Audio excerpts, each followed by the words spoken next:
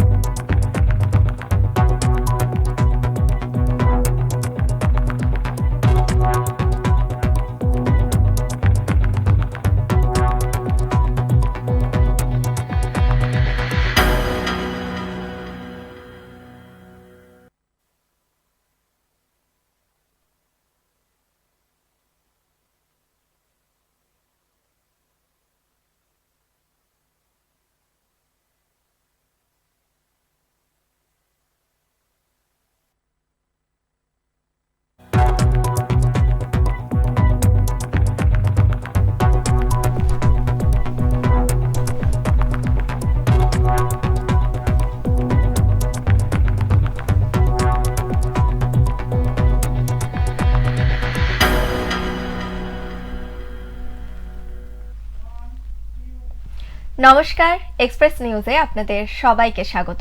আমি দীপশিখা। শুরু করছি স্বাস্থ্যসম্মত বিশেষ অনুষ্ঠান হেলথ এক্সপ্রেস। এই অনুষ্ঠানে আমরা বিভিন্ন শারীরিক সমস্যা এবং তার প্রতিকার নিয়ে আলোচনা করে থাকি। আজকের আলোচ্য বিষয় হলো AUB। প্রতি বছর অসংখ্য মহিলা অস্বাভাবিক জরায়ু রক্তপাতের অর্থাৎ AUBর সমস্যায় ভোগেন, যা প্রায়শই উপেক্ষা করা হয় বা ভুল বোঝা হয়। এটি কেবল শারীরিক নয়, মানসিক এবং আবেগিক স্বাস্থ্যকেও প্রভাবিত করতে পারে। AUBর কারণ, লক্ষণ এবং চিকিৎসার বিভিন্ন দিক নিয়ে আলোকপাত করা হবে আজকের এই অনুষ্ঠানে। চলুন শুরু করা যাক আজকের এই গুরুত্বপূর্ণ আলোচনা। আজকে আমাদের এই আলোচনায় আছেন ডক্টর নিশা প্রগতিশী, হেলথ ওয়ার্ল্ড হাসপাতালের একজন প্রখ্যাত স্ত্রীরোগ বিশেষজ্ঞ। আপনারা দেখছেন হেলথ এক্সপ্রেস, সুস্থ থাকার জন্য সেরা ঠিকানা। डॉक्टर, প্রথমেই জানতে চাইবো एक्चुअली ये एबनॉर्मल आर्टेरियल ब्लीडिंग अर्थात AUB ये क्या है? आपने बहुत अच्छा सवाल पूछा। Abnormal uterine bleeding, abnormal uterine bleeding is a form of bleeding that a woman goes through cyclically or irregularly sometimes, and the bleeding is happening from uterus, cervix, the ovaries, but it is different from a normal menstrual cycle. जो normal महीने में जो एक लड़की को, औरत को जो पीरियड्स आता है, ये उससे अलग होता है। अलग इन द सेंस कि ये इरेगुलर होगा, प्रोलॉन्ग्ड हो सकता है, नंबर ऑफ डेज जिसमें उसको जितनी ब्लीडिंग होती है क्वांटिटी वाइज वो उससे अलग होगा।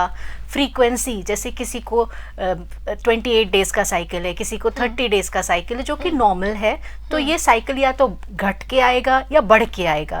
मतलब किसी को 10-10, 15-15 दिन में ब्लीडिंग हो जा रही है, किसी को ब्लीडिंग जो है वो 1 महीना, 1.5 महीना, 2 महीना डिले होकर के आ रहा है। तो ये सारे जो क्लस्टर हैं, इसी को एबनॉर्मल यूट्राइन ब्लीडिंग कहते हैं। बट एनीवेज जो ब्लीडिंग का सोर्स है वो यूट्रस ही रहता है, उसके कारण कई हो सकते हैं। অর্থাৎ ম্যাম যেটা বললেন, আমরা জানতে পারলাম যে এই অ্যাবনর্মাল আর্টেরিয়াল ব্লিডিং, যেটা নর্মাল ব্লিডিং এর থেকে আলাদা এই কারণেই, কারণ স্বাভাবিক মহিলাদের 5 থেকে 6 দিন বা কারো 3 থেকে 4 দিন পিরিয়ড হয়, কিন্তু যাদের এর থেকে বেশি পিরিয়ড হয়, অর্থাৎ যেটা 1 মাস বা 1.5 মাস পর্যন্ত যায়, আবার কারো 2 মাস থেকে 3 মাস লেটে ব্লিডিং শুরু হয় বা পিরিয়ড শুরু হয় তাদের। तो ये सब কিছুই হচ্ছে एबनॉर्मल आर्टेरियल ब्लीडिंग। तो मैम, मेरा दूसरा क्वेश्चन ये है कि ये नॉर्मल मेंस्ट्रुएशन अर्थात नॉर्मल मेंस्ट्रुअल साइकिल से ये अलग कैसे है? जो नॉर्मल मेंस्ट्रुअल साइकिल है, इसको फीगो, जो फेडरेशन ऑफ इंटरनेशनल गाइनियन ऑब्स्टेटिक्स जो है ऑर्गेनाइजेशन, इसने बहुत सुंदर तरीके से क्लासिफाई किया है कि नॉर्मल पीरियड्स कैसा होना चाहिए। तो इन टर्म्स ऑफ डेज अगर हम कहते हैं, जो पीरियड्स 4 to 7 डेज है वो नॉर्मल है। क्वांटिटी वाइज 80 ml तक का जो ब्लीडिंग है वो नॉर्मल है।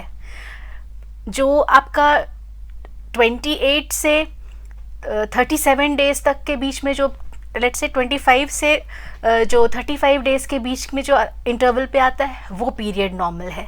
अब इस वेरिएशन से जो भी ज़्यादा है, कम है वो एबनॉर्मल है। अब जैसे किसी को पीरियड्स जो है 4 से 7 दिन ना होकर के किसी को कंटिन्यूसली 10 डेज 12 डेज 15 डेज ऐसे पीरियड आ रहा है, वो एबनॉर्मल है। एबनॉर्मल वो ब्लीडिंग है कि आप दिन में जैसे वो अब क्वांटिटी ml तो कोई जोड़ता नहीं है, लेकिन अगर कोई भी महिला एक्सपीरियंस कर रही है कि उसका नॉर्मली अगर वो 3 पैड 4 पैड तक जो यूज़ है वो नॉर्मल है, लेकिन अब हर 2-2 घंटे में पीरियड्स के लिए पैड चेंज करना, हर 2-2 घंटे में पीरियड सोक हो रहा है, पहले उसको क्लॉट्स नहीं बन रहे थे, मतलब जो ब्लड के क्लॉट्स क्लम्प्स जो बनते हैं वो नहीं बनते थे, अब बनने लग गए, तो ये सारा चीज़ जो है वो एबनॉर्मल होगा। सिमिलरली अगर उसके पीरियड्स जो है 25 डेज के इंटरवल पे आता था या किसी के 30 डेज के इंटरवल पे आता था या 35 डेज के, ये तो ये नॉर्मल वेरिएशंस हैं। लेकिन अगर किसी को 25 की जगह उसका वेरिएशन घट के 10-10 दिन में पीरियड आने लग गए, या किसी को 30 डेज का पीरियड आता था वो बढ़ के 50 डेज के इंटरवल पे आने लगे, तो ये दोनों ही जो है एबनॉर्मल है।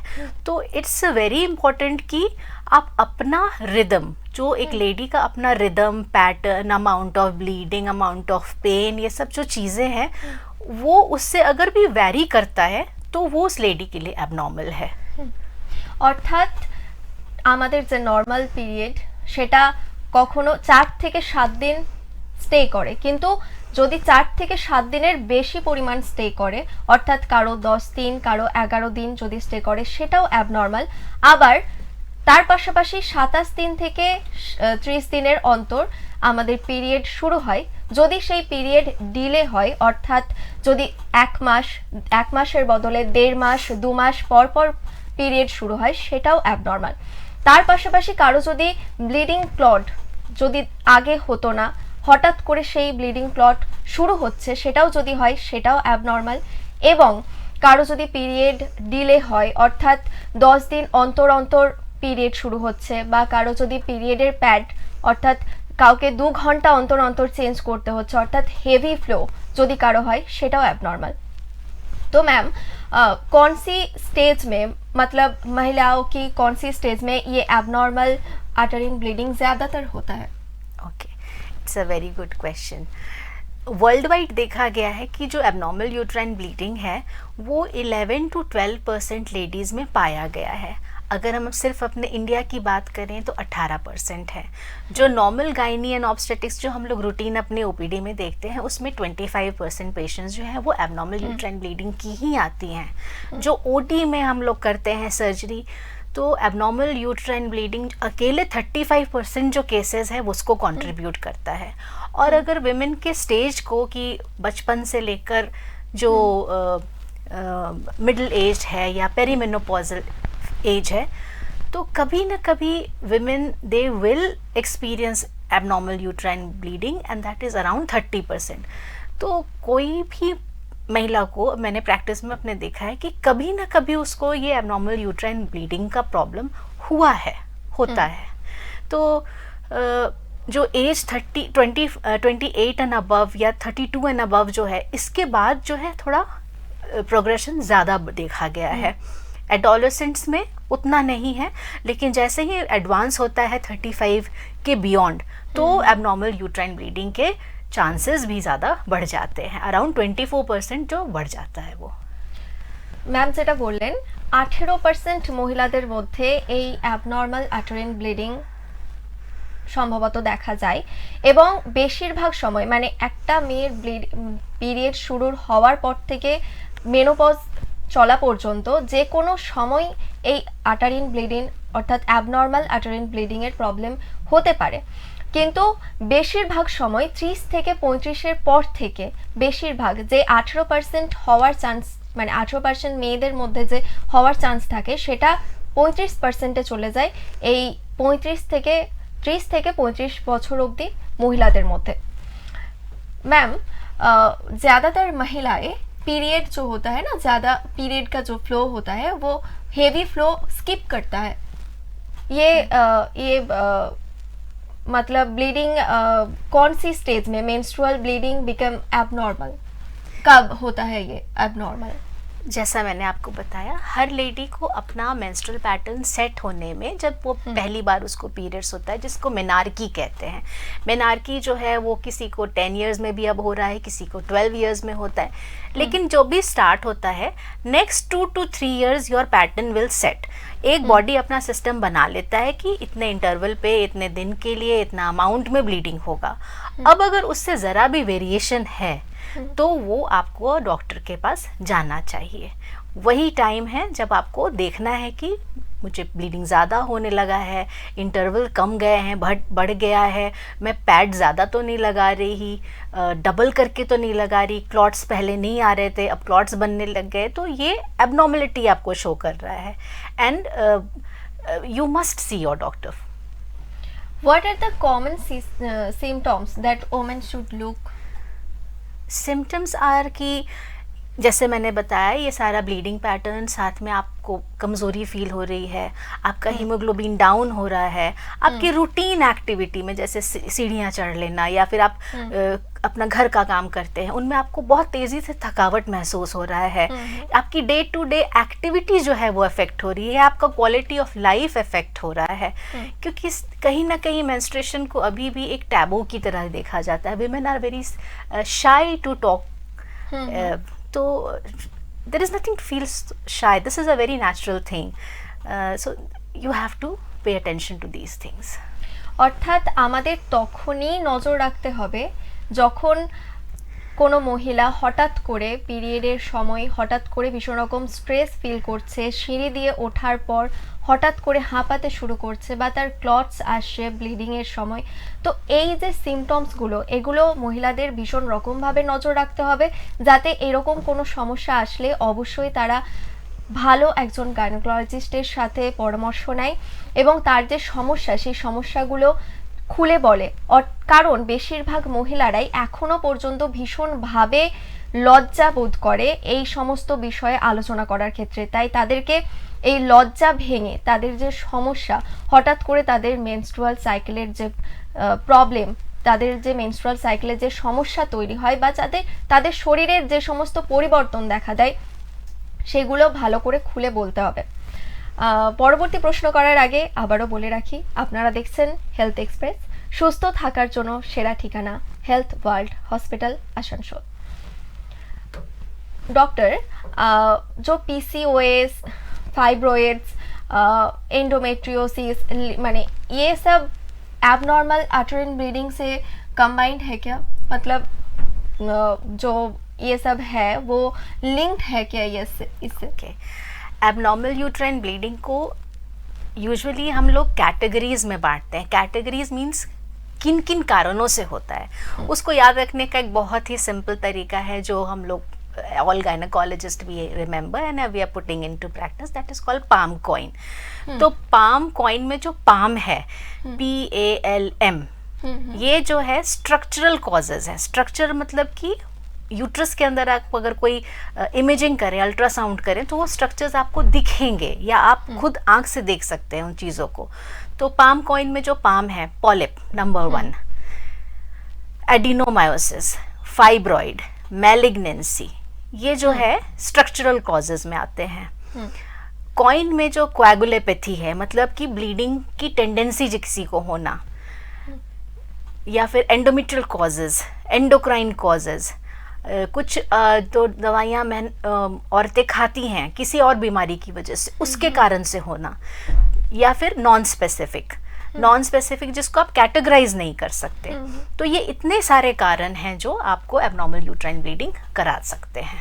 ओके, ये एबनॉर्मल आर्टरीन ब्लीडिंग कुछ समय ये सीरियस हो जाता है, और ये आर्टरीन और सर्विकल कैंसर भी हो सकता है क्या? मैलिग्नेंसी उसी को कहते हैं, पाम PALM, M में मैलिग्नेंसी आता है।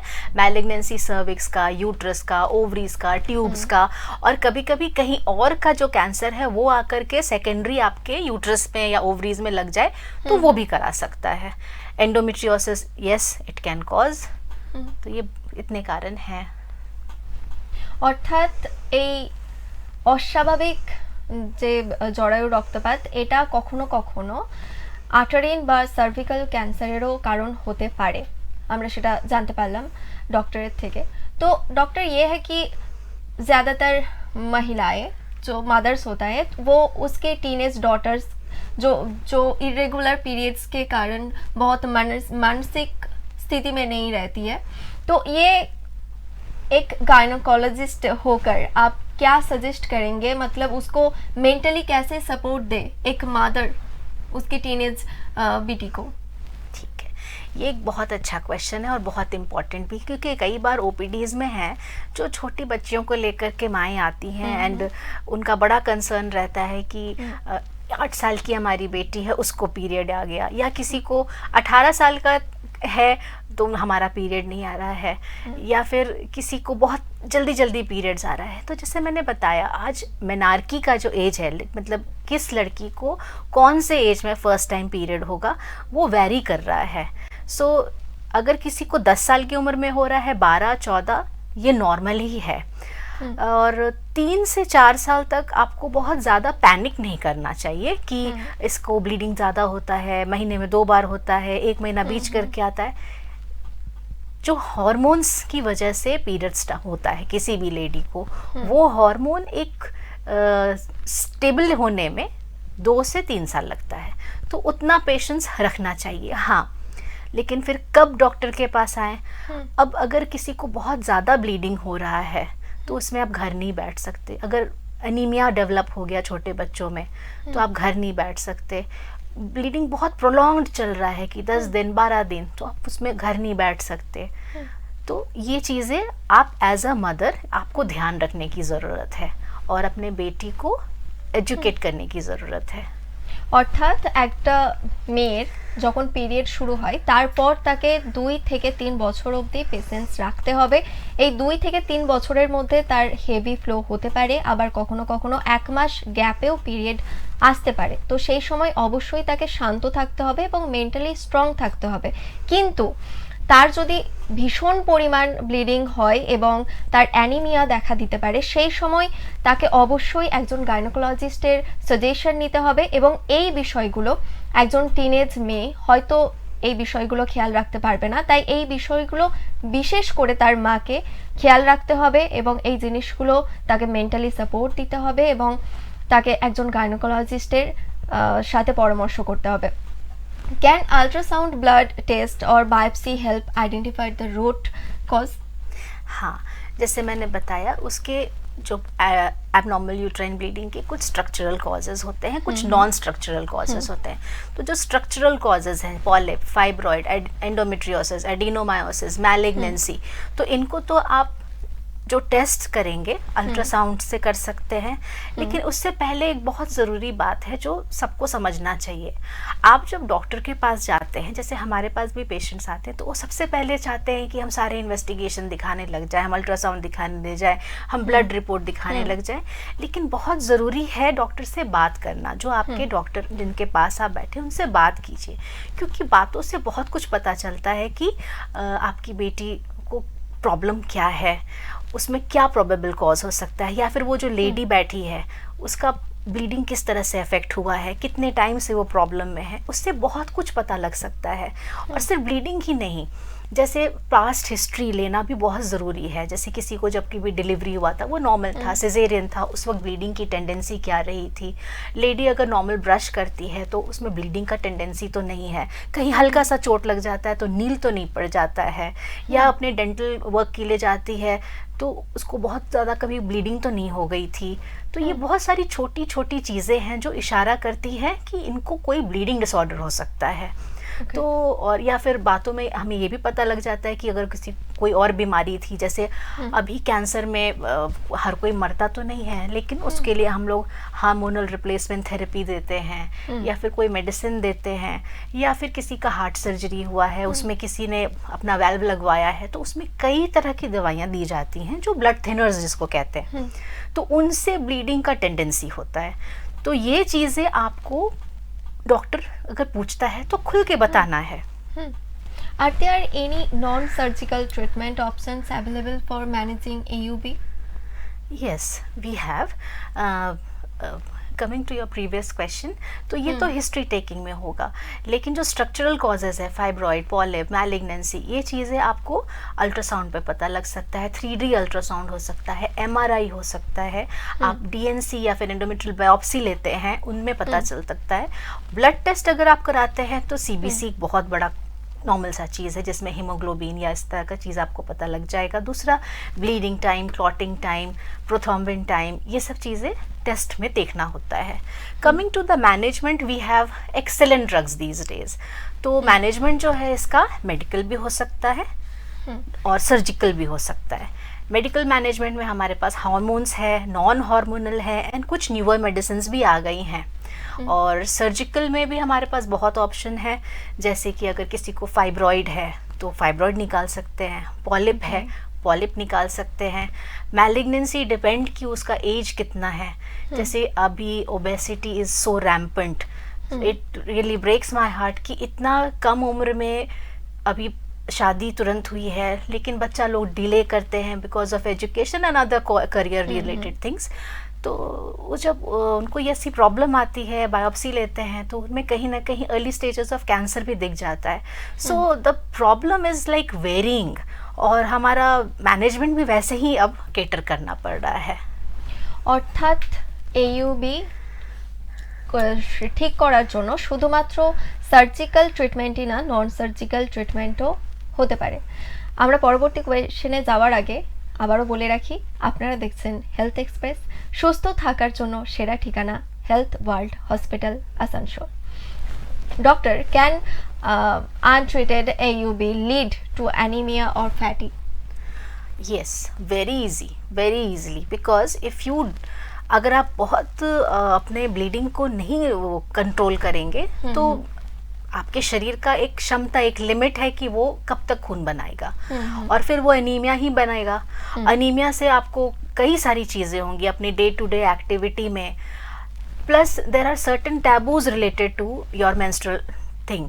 गवर्नमेंट बहुत कुछ कर रही है मेंस्ट्रुएशन के ऊपर अवेयरनेस करने के लिए, लेकिन घरों में आज भी आप हस्बैंड के साथ नहीं रह सकते, आप किचन में नहीं काम कर सकते, आप खाने का वो आइटम नहीं छू सकते। There are so many taboos related to it.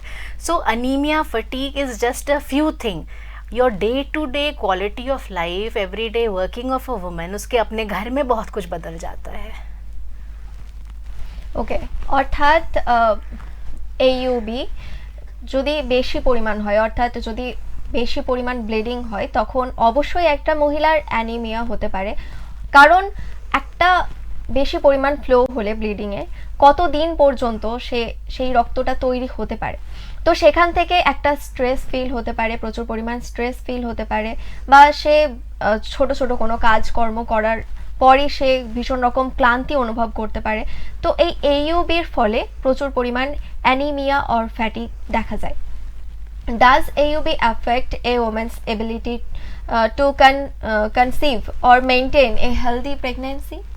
Yes, depending on the cause. अगर कॉज जो है फाइब्रॉइड है, कॉज अगर एडिनोमायोसिस है, एंडोमेट्रियोसिस है, समटाइम्स योर मैलिग्नेंसी, तो ये तो बहुत आसान से रीज़न है जिनमें बच्चा ना हो, या अगर फाइब्रॉइड है किसी तरह कंसीव कर गए तो एबॉर्शन के चांसेस बढ़ जाते हैं।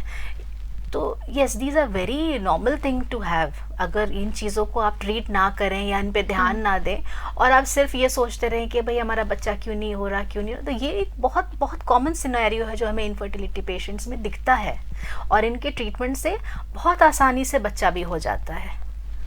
অর্থাৎ অস্বাভাবিক জরায়ু রক্তপাতের ফলে স্বাভাবিক প্রেগন্যান্সি থেকেও কিন্তু ব্যাহত থাকতে পারে একজন মহিলা, এবং এর জন্য কেউ যদি ভাবে যে আমি কেন আমি প্রেগনেন্ট, একটা হেলদি প্রেগন্যান্সি কেন হচ্ছে না, তো সেখান থেকে একটা এই অস্বাভাবিক জরায়ু রক্তপাতও কিন্তু কারণ হয়ে থাকতে পারে। কিন্তু এর যদি সঠিক ট্রিটমেন্ট করা যায় তাহলে কিন্তু সে খুব স্বাভাবিকভাবেই কনসিভ করতে পারবে এবং একটা হেলদি প্রেগন্যান্সিতে আসতে পারবে। How can tracking menstrual cycle help in early detection and management of AUB? Actually जब औरतें जो हैं घर से निकल के हॉस्पिटल तक पहुँचे, उससे पहले वो अपना अगर मेंस्ट्रुअल साइकिल का ध्यान रखे, क्योंकि कई बार हम जब ओपीडी में मिलते हैं पेशेंट्स को और उनसे पूछते हैं आपका लास्ट साइकिल कब था, last period, they just can not answer. It's very sad. आपका पीरियड साइकिल का जो है वो डेट कितने दिन होता है, क्वांटिटी में, इट्स वेरी इंपॉर्टेंट कि आपको पता हो. तब तो आप नॉर्मल और आपका नॉर्मल और आपका एबनॉर्मल सबसे पहले आप ही को पता चलेगा. तब डॉक्टर को आप बता पाओगे कि ये चेंजेस आया है मेरे में, ब्लीडिंग कम हो रहा है, ज़्यादा हो रहा है, डेज नंबर बढ़ गए, फ्रीक्वेंसी बढ़ गया है, या इंटरवल बढ़ गया है, घट गया है. तो ये तो आपको ट्रैक नहीं करोगे तो पता कैसे रहेगा. तो इट्स वेरी इंपॉर्टेंट कि आपको ज़रा भी कन्फ्यूजन होता है तो आप मेंस्ट्रुअल कैलेंडर मेंटेन कर सकते हैं, जिसमें आप मंथली लिखो कि आपको इस डेट को स्टार्ट हुआ, इस डेट को ख़त्म हुआ, इस दिन आपने इतना पैड लगवाया था. So that's a way of tracking your menstruation and it really helps. অর্থাৎ একজন মহিলা কোনো ডক্টরের কাছে যাওয়ার আগে তার পিরিয়ডের যে সাইকেলটা, অর্থাৎ কবে হয়েছিল, কত দিন ধরে সে পিরিয়ড মিস করছে বা তার কি কি সমস্যা হচ্ছে, সেটা একদম সঠিকভাবে ডক্টরকে বলতে হবে. এবং সে যদি তার পিরিয়ড সাইকেলটা ট্র্যাক না করতে পারে তো সে পিরিয়ড যে ক্যালেন্ডার সে ফলো করতে পারে এবং সে লিখে রাখতে পারে যে তার কবে পিরিয়ড এসেছিল এবং কতদিন গ্যাপ হয়েছে তার পরবর্তী পিরিয়ড আসতে. তো এটা ভীষণ রকমভাবে একজন ডক্টরকে হেল্প করে বোঝার জন্য যে আসলেই তার এই এইউবি বা অস্বাভাবিক জরায়ু রক্তপাত হয়েছে কিনা, এবং তার ফলে সে ডক্টর সঠিক চিকিৎসা দিতে পারেন, যার কারণে সে খুব তাড়াতাড়ি সুস্থ হতে পারে. What are some common myths around AUB that you had like to boost today? Okay, बहुत कॉमन एबनॉर्मल यूट्राइन ब्लीडिंग उसके कॉजेज़ को लेकर के है.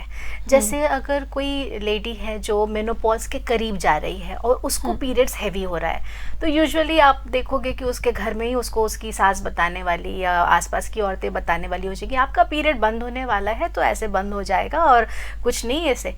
It's a myth. उस एज ग्रुप में मैलिग्नेंसी भी कॉमन होता है, और अगर आप डॉक्टर के पास टाइमली नहीं पहुंचते और सिर्फ ये सोच के रह जाओगे कि ओके 2 साल 3 साल में मेरा पीरियड बंद हो जाएगा तो उससे पहले ये सब चीज़ें नॉर्मल है. Nothing is normal, nothing. इसको आप इतना लाइटली ना लें. सेकंड कि कुछ दवाइयाँ अगर डॉक्टर देता है तो उसको प्लीज़ खाइए. That will really help you. आप मेडिकेशन को मैनिपुलेट नहीं कीजिए. सबसे ज़्यादा कॉमन जो है हार्मोनल जो होता है, तो लेडीज़ को ये लगता है कि मेरी बेटी की अभी शादी नहीं हुई है, मैं ओरल कॉन्ट्रासेप्टिव दे दूं तो इसका क्या होगा. ऐसे कुछ नहीं. ओरल कॉन्ट्रासेप्टिव्स का एक यूज़, एक फ़ायदा नहीं है. उसको एबनॉर्मल यूट्राइन ब्लीडिंग में एक ट्रीटमेंट भी है. तो कई मदर्स जो है वो बड़ी हेजिटेंट होती हैं कि इसको ओवरऑल क्यों खिलाएं, इसकी तो शादी नहीं हुई है. तो बहुत सारी चीज़ें हैं इससे रिलेटेड. অর্থাৎ একজন মহিলার এই অস্বাভাবিক জরায়ু রক্তপাত নিয়ে বিভিন্ন রকম গুজব আমরা আশেপাশে শুনতে পাই. যেমন বিশেষ করে যে সমস্ত মহিলারা মেনোপজের দিকে যায়, মেনোপজ অর্থাৎ 40 থেকে 45 বছর মহিলা যাদের পিরিয়ড শেষ পর্যায়ে চলে যায়, তো তাদের এই পিরিয়ড শেষের আগের মুহূর্তে প্রচুর পরিমাণ ব্লিডিং হয়.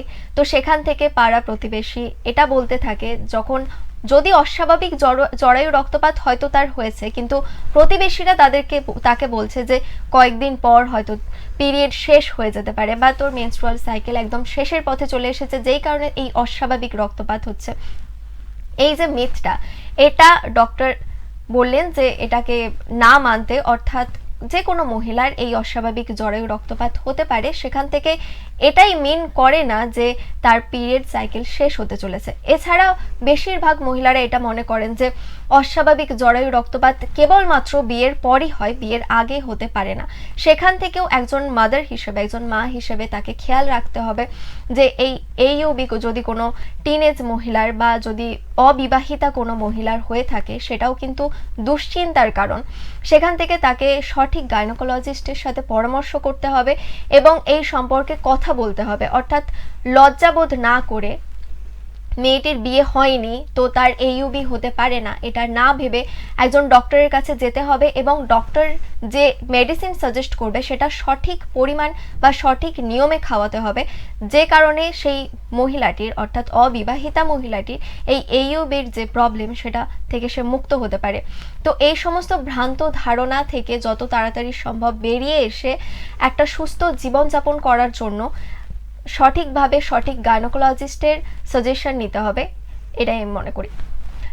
Doctor, how can family members support a woman dealing with abnormal bleeding, specially emotionally? Okay, आजकल बहुत ज़्यादा मेंटल हेल्थ के बारे में बात हो रहा है। तो menstrual irregularity, menstrual problem, it leads to a lot of mental stress in a women's life. So men will have to understand, especially the partner has to understand, घर के लोगों का ही इसमें बड़ा योगदान होता है कि उसको हेल्प करें, उसको मेडिकल रिसोर्सेज के लिए हेल्प करें। कई बार हस्बैंड्स आते हैं ओपीडी में, कहते हैं कि इसको पीरियड्स में प्रॉब्लम है, डॉक्टर साहब इसका सब निकाल दो ऑपरेशन से। सी, men will never understand what a woman goes through in her menstruation, and it is you're talking up उसके एक शरीर के एक पार्ट को निकालने की बात कर रहे हैं, which is sometimes yes करना है, but you have to be little empathetic, थोड़ा उसको अच्छे से डील करने की ज़रूरत पड़ती है। इमोशनल सपोर्ट बहुत लगता है पार्टनर का, घर वालों का, न्यूट्रिशन का ध्यान दें उसको। जब उसको इतना तकलीफ़ है, अनीमिया है, काम नहीं कर पा रहे, थोड़ा रेस्ट चाहिए, न्यूट्रिशन एक्स्ट्रा चाहिए, तो ये सब तो घर में ही पॉसिबल है। हम तो दवाइयों से ही हेल्प कर सकते हैं, बाकी तो घर ही है। অর্থাৎ একজন মহিলা যদি এই অস্বাভাবিক জরায়ু রক্তপাতের সমস্যায় ভোগে, তাকে প্রচুর পরিমাণ নিউট্রিশন দেওয়ার কথা বললেন ডক্টর। এছাড়া প্রচুর পরিমাণ পুষ্টিকর খাবার তাকে নিতে হবে, কারণ একজন পুরুষ কখনোই জানবে না একজন মহিলা তার মেনস্ট্রুয়াল সাইকেলের সময় বা তার মেনস্ট্রুয়েশনে কি কি সমস্যা বা কি কি প্রবলেমের মধ্যে দিয়ে যায়। তাই তাকে মেন্টালি প্রচুর পরিমাণ সাপোর্ট দিতে হবে, এবং সে যদি অ্যানিমিয়াতে ভোগে, অর্থাৎ কাজ করতে করতে যে সে যদি প্রচুর পরিমাণ হাঁপিয়ে যায় বা ক্লান্তি অনুভব করে, তখন তাকে মেন্টালি সাপোর্ট দিতে হবে এবং তাকে রেস্ট দিতে হবে, যাতে এই সমস্ত সমস্যা থেকে সে তাড়াতাড়ি বেরিয়ে আসতে পারে।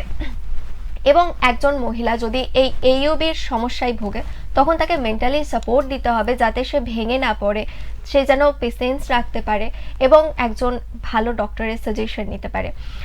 Doctor, what lifestyle tips would you suggest for a woman facing mild AUB symptoms?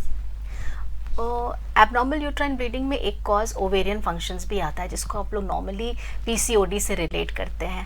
आजकल बहुत कम उम्र की लड़कियां जो रिप्रोडक्टिव एज ग्रुप में है, कॉलेज गोइंग है, इवन स्कूल गोइंग में PCOD एक बहुत बड़ा चैलेंज बन गया है। PCOD is nothing but a lifestyle disease. अगर आप लाइफस्टाइल अपना ठीक रखते हैं, लाइफस्टाइल मतलब कि सुबह उठ करके एक्सरसाइज करना, न्यूट्रिशियस खाना खाना, आजकल एक जंक फूड खाना, बाहर का स्विगी और वो सब चीज़ मंगा के घर में खाना, एक्सरसाइज ना करना, बहुत ही सेडेंटरी लाइफस्टाइल, सारा दिन आजकल बच्चे घर में ही रहते हैं। तो ये सब चीज़ें आप शुरू से ही अपने बच्चों में ये आदत डालिए कि वो लाइफस्टाइल जो ईटिंग पैटर्न है, डाइटरी हैबिट्स है, एक्सरसाइज है, some form of yoga, some form of meditation, ये इंक्लूड करें बच्चे के लाइफ में। और this can be helpful from a very tender age. बहुत कम उम्र में ये सब चीज़ें उनको आदत डाली, ये सब चीज़ का एक बैलेंस्ड खाना बहुत ज़्यादा ज़रूरी है। अपना एक सिस्टम बनाइए कि ब्लड टेस्ट कब कराना है, एक एज के बाद, लाइक 30-35 के बाद। आजकल खाना क्या खा रहे हैं, हवा क्या ले रहे हैं, you don't know it. So make it a habit कि अपना एक रूटीन ब्लड इन्वेस्टिगेशन, डॉक्टर से मिलने का शेड्यूल, ये सब चीज़ें आप रखिए, ইনক্লুড कीजिए। অর্থাৎ যখন একটা মহিলা তার মেনস্ট্রুয়াল সাইকেলের মধ্যে যায়, তখন থেকেই তার ফ্যামিলির উচিত তাকে একটা সঠিক হেলদি লাইফস্টাইলের মধ্যে রাখা। অর্থাৎ এই জাঙ্ক ফুড, সুইগি, জোম্যাটো থেকে আমরা এখন সচরাচর প্রচুর পরিমাণ খুব সহজেই বাড়িতে বসে জাঙ্ক ফুড আমরা খেতে পারি, তো সেই খাবার থেকে বিরত থাকতে বলছেন ডক্টর। এবং একটা হেলদি লাইফস্টাইল, অর্থাৎ সকালে উঠে যোগা, ব্যায়াম বা কোনো এক্সারসাইজ, হেলদি এক্সারসাইজ বা ফ্রি হ্যান্ড এক্সারসাইজ করা উচিত একটা মহিলার, তার মেনস্ট্রুয়াল সাইকেলকে স্বাভাবিক রাখার জন্য এবং হেলদি থাকার জন্য, এবং প্রচুর পরিমাণ আজকালকার মেয়েরা প্রচুর পরিমাণ জাঙ্ক ফুড খেয়ে নেয়, তো সেখান থেকে এই রকম প্রবলেম হতে পারে। তাই প্রচুর পরিমাণ জাঙ্ক ফুড খাওয়া থেকেও বিরত থাকতে বলছেন ডক্টর। তো একটা হেলদি লাইফস্টাইলই পারে এই AUB অর্থাৎ অতিরিক্ত যে জরায়ু রক্তপাত সেখান থেকে বিরত রাখতে এবং একটা সুস্থ জীবন আমাদের উপহার দিতে। Doctor, what's your message to a woman who are still hesitant to talk openly about menstrual health? इसमें तो मैं बस यही कहूँगी कि अब वो ज़माना गया, अब आप बाहर निकलिए और menstruation should not be looked like a taboo. It's a very natural and very important part of a woman's life and you have to open up and you have to speak for yourself. आपको बहुत ज़रूरत है इस चीज़ के बारे में खुले मन से बात करने का, अपने पार्टनर से, अपने घर वालों से, अपने डॉक्टर से। इसमें कुछ भी शर्म वाली बात नहीं है। एक नॉर्मल फिनोमेना है जो एक औरत के शरीर में हर महीने होता है, तो इसका बहुत ध्यान रखें।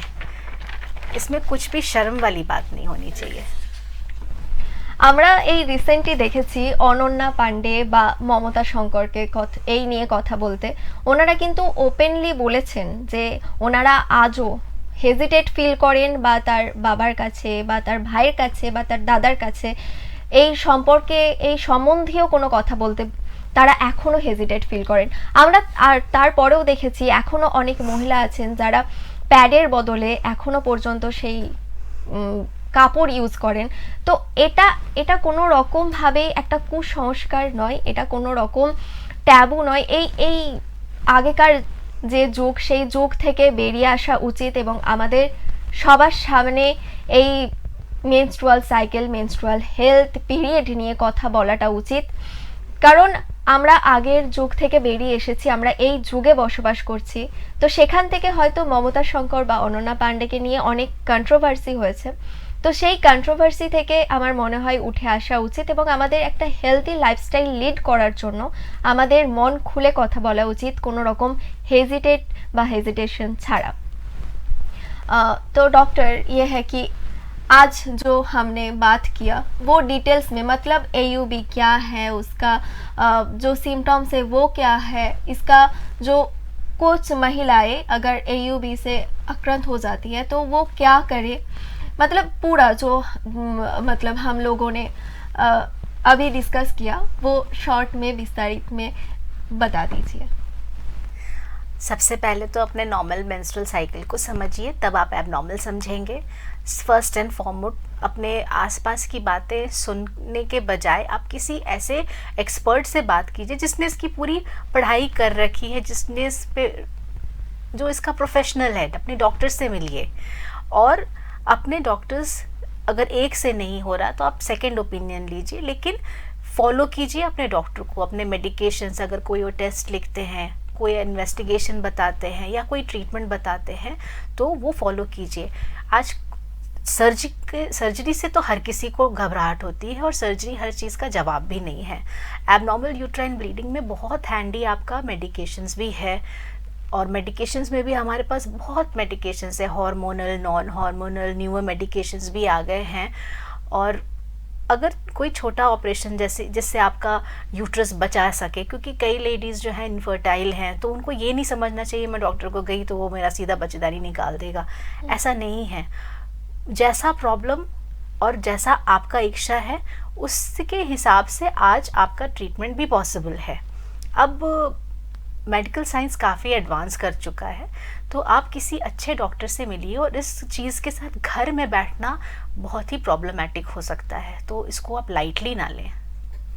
অর্থাৎ যদি কারো অতিরিক্ত জরায়ু রক্তপাত হয় তো সেখান থেকে বাড়িতে না বসে থেকে ডক্টরের সাথে পরামর্শ করুন এবং ডক্টর যে সমস্ত ওষুধ, মেডিসিন বা যে সমস্ত উপায়ে এই ধরনের বিষয় থেকে মুক্ত পাওয়ার জন্য যে সমস্ত মেডিসিন সাজেস্ট করবেন সেই সমস্ত মেডিসিন নিলে অবশ্যই সার্জারি থেকে আমরা বাঁচতে পারবো এবং সার্জারি করার হয়তো সেই স্টেজটাও উপস্থিত হবে না যদি আমরা প্রাথমিকভাবে এটার চিকিৎসা করাতে পারি। তো আজকে और क्या मैसेज देना चाहेंगे आप लड़कियों को कि क्या करना चाहिए क्या नहीं करना चाहिए, मतलब कैसे ये AUB से हम बच सकते हैं? AUB से बचने का तो एक ही उपाय है कि आप अपना हेल्दी लाइफस्टाइल मेंटेन कीजिए, और अगर प्रॉब्लम है तो डॉक्टर से मिलिए। और to maintain a good dietary habit is very important, so please do that. That's the only thing, and I hope आज का अगर कुछ आपका प्रॉब्लम है then you must see your doctor. बस यही रहेगा। मतलब आप जब ट्रीटमेंट करती है तो ज़्यादातर महिलाएं मतलब कैसे आते हैं, मतलब कुछ क्या समस्या लेके आते हैं? किसी का तो ब्लीडिंग का प्रॉब्लम है, किसी कोई इनफर्टिलिटी के लिए आता है और आप कुछ टेस्ट करते हो उसमें पॉलिप निकल गया, फाइब्रॉइड निकल गया, या कुछ और ही निकल जाता है। तो क्योंकि इसके कारण कई हैं। पॉलिप का कैसे प्रेजेंट करेगा कि पीरियड्स के बीच में थोड़ा बहुत उसको स्पॉटिंग चलता रहता है, बंद हो जाता है पीरियड, फिर शुरू हो जाता है, तो ये पॉलिप का एक बहुत बड़ा सिम्टम है। फाइब्रॉइड है तो वो बहुत ज़्यादा किसी में पेन कॉज करेगा कि पीरियड्स के टाइम बहुत ज़्यादा पेन हो रहा है, बहुत हैवी ब्लीडिंग भी हो रही है, और किसी का फाइब्रॉइड जो है वो यूट्रस से बाहर लगा की तरफ होता है, तो उसको पेन और ब्लीडिंग का प्रॉब्लम नहीं होगा, उसको प्रेशर का सिम्टम फील होगा कि उसको बोलेगा कि पेट में कुछ गोला जैसा है, हैवी फील होता है। आप उसको हाथ रख के देखोगे तो आप देखोगे 10 सेंटीमीटर का फाइब्रॉइड निकल गया। सिमिलरली तो बहुत ज़्यादा प्रेजेंटेशन है इसके। कुछ इनफर्टाइल पेशेंट्स आते हैं, आप उसमें देखोगे कि वो बहुत लंबे टाइम से उसको पीरियड्स का प्रॉब्लम था, लेकिन उसको लगा कि ये नॉर्मल है। तो ये सब चीज़ें छोटी छोटी हैं जिसके कारण जब आप स्क्रीन करना स्टार्ट करते हो तो आपको ये कारण दिखना स्टार्ट होता है। Plus due to career pressure, education, आज women they are delaying their pregnancy, they are delaying their marriage. तो there is a very good saying कि uterus which doesn't born a baby, it will start bearing fibroid and polyps and endometriosis. तो you should plan everything on time and accordingly. ऐसा नहीं है कि आप शादी कीजिए तुरंत बच्चा कर लीजिए, लेकिन और हर किसी के लिए ये भी पॉसिबल नहीं है कि वो एग फ्रीज करे। तो इसके लिए ये है कि अगर आप डिले करना चाहते हैं अपनी प्रेगनेंसी को, लेकिन आपको एबनॉर्मल यूट्राइन ब्लीडिंग की समस्या है, तो आपका ट्रीटमेंट उस तरह से पॉसिबल है आज के डेट में कि आपको कुछ हार्मोनल टैबलेट्स दिया जा सकता है जिससे आपका एक पीरियड्स कंट्रोल हो जाए, पीरियड्स जो है वो आपका कुछ टाइम के लिए बंद हो जाए, लेकिन जब आप चाहेंगे तो आपका पीरियड्स फिर वापस भी आ जाएगा, नॉर्मल भी हो जाएगा। तो ये चीज़ें पॉसिबल है। क्या टीनेज महिलाएं भी आती हैं ट्रीटमेंट कराने के लिए ये AUB समस्या से? टीनेज में बहुत कॉमन, जैसे मैंने बताया कि आपका PCOD प्रॉब्लम है, नॉन ओव्यूलेटरी साइकिल्स होना बहुत कॉमन है, ओबेसिटी आजकल बढ़ रहा है, तो इन चीज़ों में टीनेज ग्रुप का ज़्यादा है। एडोलेसेंट्स में कई बार हमारा कोएगुलोपैथी बहुत कॉमन देखा गया है, क्योंकि वो आपका ब्लीडिंग डिसऑर्डर्स है। तो ब्लीडिंग डिसऑर्डर्स के में पेशेंट में अगर पीरियड स्टार्ट होता है तो पीरियड स्टार्ट होने से पहले ही बेबी जो बच्चा है उसको सिम्टम्स रहेगा कि वो ब्रश करती है या कहीं चोट लगता है तो उसको नील पड़ जाता है। तो ये सारी चीज़ें उसमें बहुत ध्यान देने वाली चीज़ें हैं, और ऐसे टीनेज भी आते हैं ये सब प्रॉब्लम को लेकर के। और टीनेज में एक और बात ये है कि वो अपने मेडिसिन टाइम पर लें, क्योंकि कई बार जो एबनॉर्मल यूट्राइन ब्लीडिंग है वो आपकी दवाइयों की वजह से ही हो जाता है। अब जैसे किसी को आप प्रोजेस्टेरोन हार्मोन देते हैं तो वो खा लेगी, फिर पीरियड्स बंद हो जाएगा। डॉक्टर ने लिखा था उसको 20 दिन खाने के लिए, वो 5 दिन में ब्लीडिंग बंद हो गया, तो 7 दिन 10 दिन खा कर वो बंद कर दिया। अब बंद कर दिए तो दोबारा से स्टार्ट हो गया, फिर उसने अपनी मर्जी से सोचा कि इससे तो बंद हो जाएगा तो आप वही खा लोगे। तो सेल्फ मेडिकेशन ना करें, ये एक और ज़्यादातर हम लोग जो फेस करते हैं जंक फूड खाने से बहुत ज़्यादा AUB का जो प्रॉब्लम है वो ज़्यादातर हो सकता है। पर ये जंक फूड खाने मतलब मैं छोड़ दिया, ठीक है, AUB का जो समस्या है वो दूर हो गया, मैं फिर से क्या जंक फूड ले सकती हूँ? नहीं, this is not to be done, never to be done. Junk food, unhealthy lifestyle, unhealthy eating pattern, please track your weight, please track your sleeping pattern, please track your appetite, please track your all these things are very important. BMI ये करना, ये सब चीज़ें, अपना acne, hair fall, ये सब symptoms है कि hormonal imbalance हो रहा है body में, and you should start looking for all these problem and start taking the treatment. Otherwise ये बहुत ज़्यादा aggravate होकर के फिर आगे present करेगा.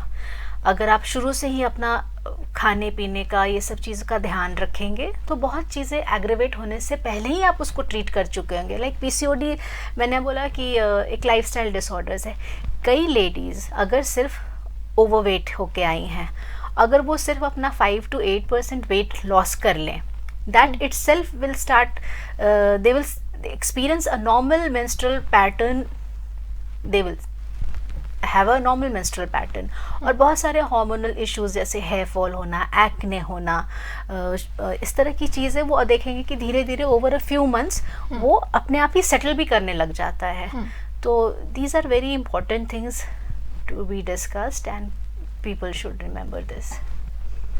অর্থাৎ আমাদের এই ধরনের সমস্যা থেকে মুক্ত হওয়ার জন্য, মুক্তি পাওয়ার জন্য একমাত্র উপায় একটা হেলদি লাইফস্টাইলের মধ্যে থাকা এবং হেলদি খাবার খাওয়া, প্রচুর পরিমাণ নিউট্রিশনস যুক্ত খাবার খাওয়া, এক্সারসাইজ করা এবং বেশি পরিমাণ জাঙ্ক ফুড না খাওয়া. তার কারণে আমরা ভীষণ রকমভাবে সুস্থ থাকতে পারবো. প্রত্যেকটি মহিলার মেনস্ট্রুয়াল সাইকেল স্বাভাবিক থাকতে পারবে এবং তাদের যে অতিরিক্ত জরায়ু রক্তপাতের যে সমস্যা, সেই সমস্যা থেকে তারা মুক্ত হতে পারবে. আজকে আপনারা দেখছিলেন হেলথ এক্সপ্রেস. সুস্থ থাকার জন্য সেরা ঠিকানা কিন্তু হেলথ ওয়ার্ল্ড হসপিটাল, আসানসোল. আজ ডক্টর নিশা প্রগতিশ্রী উপস্থিত এবং তার মূল্যবান বক্তব্য সত্যিই আমাদের জন্য একটি চোখ খুলে দেওয়া অভিজ্ঞতা ছিল. আপনাকে অনেক অনেক ধন্যবাদ ডক্টর. Thank you. আচ্ছা ডক্টর, আপনি একটু বলে দিন যে আপনি কোন হসপিটালে কবে এবং কখন বসেন? मैं डॉक्टर निशा प्रगतिश्री आसनसोल में हेल्थ वर्ल्ड हॉस्पिटल में कार्यरत हूँ और मैं प्रतिदिन वहाँ पे 10 बजे से 5 बजे तक अवेलेबल हूँ. मैं वहाँ सीनियर कंसल्टेंट OBG डिपार्टमेंट में हूँ. आपका कोई भी हेल्थ इशू आप आकर हम लोगों से वहाँ बात कर सकते हैं. वहाँ पे भी क्या उन्नत परिसेवा हम पा सकते हैं, ये बता दीजिए. उन्नत परिसेवा अलग डिपार्टमेंट. हाँ, वहाँ पे अभी तो वो मल्टी स्पेशलिटी हॉस्पिटल है. वहाँ पे हर तरह के डॉक्टर, हर डिपार्टमेंट के डॉक्टर आपको मिल जाएंगे. और डिपार्टमेंट ऑफ ऑर्थोपेडिक्स, आपका obs and gynae, general surgery, general medicine, ortho, eye के doctor, ENT, super specialities, oncology, urology, सारे डिपार्टमेंट्स हैं. इसके अलावा जो आपका जो रेडियोलॉजी डिपार्टमेंट में आपका अल्ट्रासाउंड से लेकर के 3D ultrasound, PET scan, MRI, CT, everything is available. Lab में भी हमारा सारा टेस्ट पॉसिबल है, सारे एडवांस टेस्ट भी पॉसिबल हैं. प्रेगनेंसी रिलेटेड आपके जो भी ड्यूअल मार्कर और बाकी टेस्ट जो हैं वो सब कुछ हम लोग कर रहे हैं. सारी सर्जरीज़ की सुविधा रोबोटिक्स के थ्रू, लैप्रोस्कोपी के थ्रू, ओपन सर्जरीज़, और सारे department they are running quite well. Okay, অস্বাভাবিক আজকের আলোচনা থেকে আমরা যেটা জানতে পারলাম, অস্বাভাবিক জরায়ু রক্তপাত একটি সাধারণ সমস্যা হলেও সময় মতো এর চিকিৎসা না হলে তার শারীরিক ও মানসিক স্বাস্থ্যের উপর গুরুতর প্রভাব ফেলতে পারে. আমরা শিখলাম যে লক্ষণগুলিকে উপেক্ষা না করে সঠিক সময়ে চিকিৎসকের পরামর্শ নেওয়াটা কতটা গুরুত্বপূর্ণ.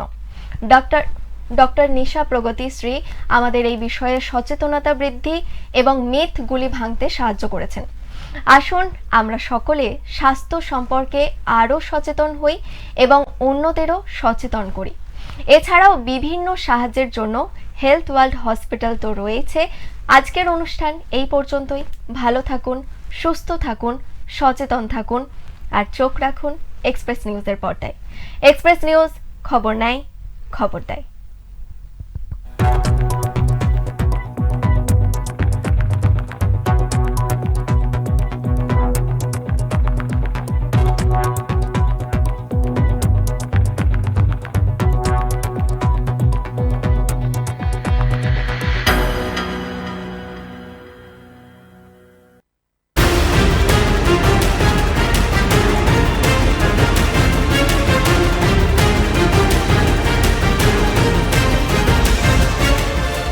এই হলো ডেডলাইন কমিউনিকেশনস প্রাইভেট লিমিটেড। আপনারা দেখছেন এক্সপ্রেস নিউজ, খবর নেয়, খবর দেয়।